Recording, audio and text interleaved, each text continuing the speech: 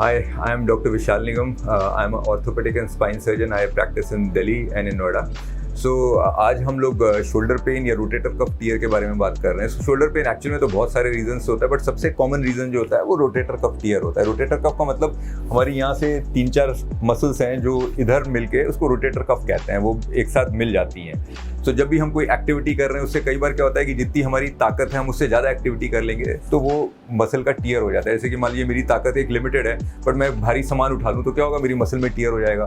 तो similarly shoulder की muscles काफ़ी यूज़ करते हैं हम लोग ओवरहेड काम करने में। मैं कपड़े फैला रहा हूँ, एक बाल्टी को ऊपर रख रहा हूँ, गमले को शिफ्ट कर रहा हूँ, फ्लाइट में सामान चढ़ा रहा हूँ, अगर बच्चे को उठा रहा हूँ। अब मैंने उतनी एक्टिविटी कर ली जितनी मसल्स हैं उसके बियॉन्ड, तो क्या होगा कि हमारी यहाँ पे मसल टियर हो जाएगी। जब मसल टियर हो जाएगी तो हम जब भी इसको ऊपर करेंगे कोई भी काम करने के लिए, चाहे कपड़े पहनने के लिए, चाहे साइड लेटेंगे, तो ये पेन होगा हमारा। रेस्ट करेंगे तो नहीं पेन होगा, बट कोई भी एक्टिविटी करेंगे तो ये पेन होगा।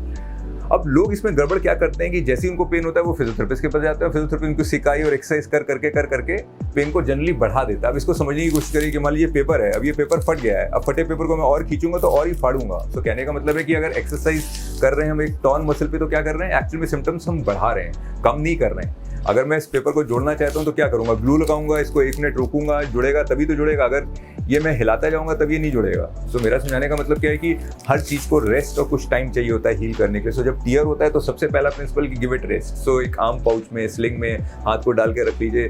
इनफैक्ट मैं तो ये भी कहूँगा कि कपड़े पहनने के लिए भी हाथ को ऊपर उठाना कम रखिए। सो ऐसे ही पहनिए जिससे कि मसल को रेस्ट मिल जाए। जब मसल को रेस्ट मिल जाएगी, हफ्ता 10 दिन तो मसल तो हील कर जाएगी, बट फिर दूसरी प्रॉब्लम शुरू होती है कि मसल हील कर गई है पर वो वीक है और आप फिर से काम करेंगे तो क्या होगा, वो फिर से फट जाएगी। सो तब हमें एक्सरसाइज करनी है मसल्स को स्ट्रॉन्ग करने के लिए, जिससे कि हमें दोबारा से ये दिक्कत ना आए।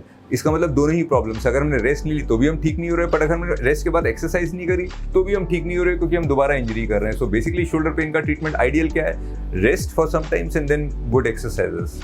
अगर उससे नहीं ठीक होता तो स्टेप 2 है कि हम लोग स्टेरॉइड इंजेक्शंस भी लगाते हैं, और स्टेप 3 सर्जरीज भी करते हैं। बट हाँ, अगर हम लोग जनरली प्रिंसिपल्स फॉलो करेंगे किसी भी इंजरी का तो मोस्ट लाइकली 2 और 3 पे हमें जाना ही नहीं पड़ेगा। Thank you.